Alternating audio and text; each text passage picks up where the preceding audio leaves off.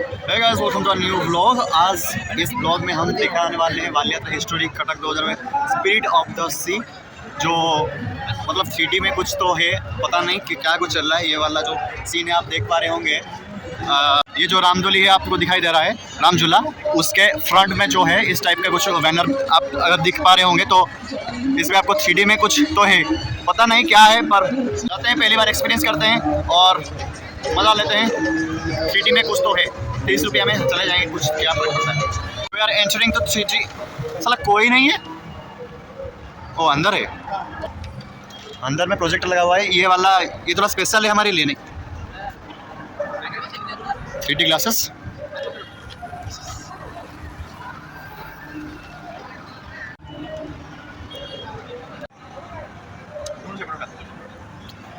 अभी हम बैठे हुए हैं 3D के देखने के लिए। कोई 9 मिनट का शो है, क्या दिखाएंगे वो भगवान जाने। AC लगा हुआ है तो ठंडा लग रहा है, बाकी देखते हैं क्या होता है। कुछ तो देखेंगे, आपको कुछ भी दिखाएंगे। ये 3D चश्मा क्यों नहीं खुल रहा है मेरे से? मतलब ज़्यादा कुछ काम ठीक से होता नहीं है। नीला नाली दिख रहा है, अंधेरा हो चुका है। अंधेरा उस समय में जब भारत कहलाता भी नहीं था, पर कबीर एक विचार था, साहस का, व्यापार का और समुद्र से संवाद का। जहाँ लहरें सीमाएं नहीं थी, रास्ते थे। आज उसी मिट्टी की कदमों से जिस युद्ध में करुणा पाई और पराजय में भी अमर था। ये कहानी है कलिंग की आत्मा की, जो समय से परे है और हर भारतीय के भीतर अब भी जीवित है।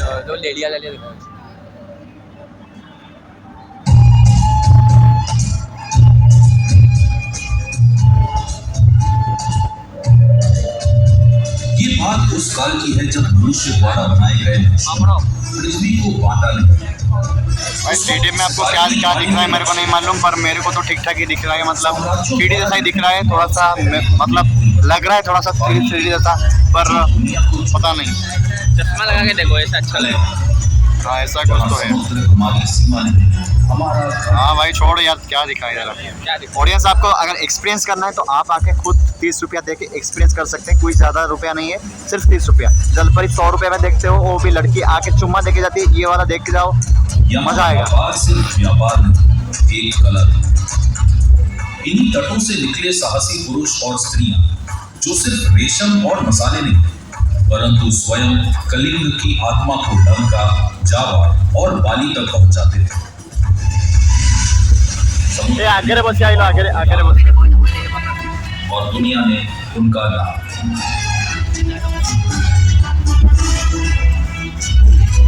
सब सिवाय समुद्र के, वो था अशोक। मगर सारा भारत मेरे सामने झुक चुका है, बस सिवाय कलिंग का। AI वीडियो में बनाया हुआ है साला। अशोक 1 लाख सैनिकों के साथ ओह शिट। वंश की घंटी लगाता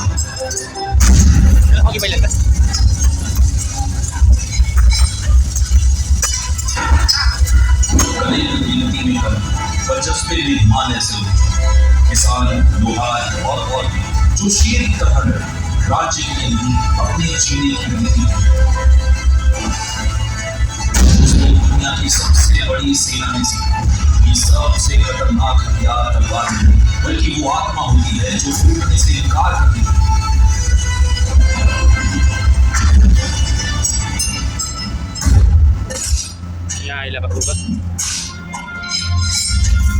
युद्ध समाप्त, कलिंग खामोश। 1 लाख प्राण न्यौछावर हो चुके थे, और जो जिंदा बचे उनके बीच थी एक ऐसी खामोशी जो चीखों से भी ज्यादा भयानक थी, जिसने पत्थर तक चीर दिया। उस खामोशी में अशोक ने अपने आप को देखा, एक विजेता के रूप में नहीं, बल्कि एक ऐसे मनुष्य के रूप में जिसने अपनी मानवता का ही खून कर दिया था।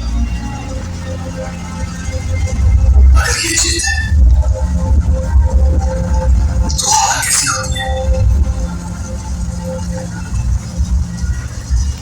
मैं इतना बड़ा डिस्प्ले लगा दिया है, मेरा फ़ोन उसको कैप्चर भी नहीं कर पा रहा है। मतलब यहाँ से लिख के यहाँ तक वो अंधेरा दिख रहा है। सभी सम्राट के कदम जहाँ धरती हिला देते थे, अब वही कदम अर्थ की तलाश में भटक रहे थे और तभी भाग्य ने उसे निग्रोधा तक पहुंचा दिया। निग्रोधा एक युवा बौद्ध भिक्षु जो वट वृक्ष के नीचे ध्यान में लीन था। उसका चेहरा शोक के रेगिस्तान में शांति का एक खालिस्तान था। प्रभु, आपने दुनिया पर राज करना चाहा, पर शांति तो उन पर राज करती है जो समर्पण करना सीख लेते हैं। निग्रोधा की शांति से प्रेरित होकर अशोक ने अपना हृदय बदल दिया। उसने बुद्ध के मार्ग को अपनाया, करुणा को जीत पर और शांति को शक्ति पर चुना।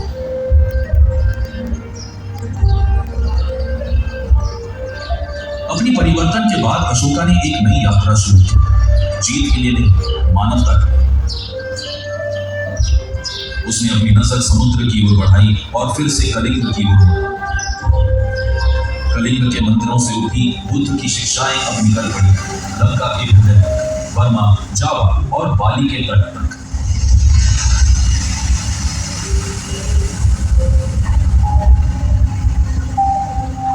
उस दिन कलिंग मिटा नहीं था, वो बदल गया था।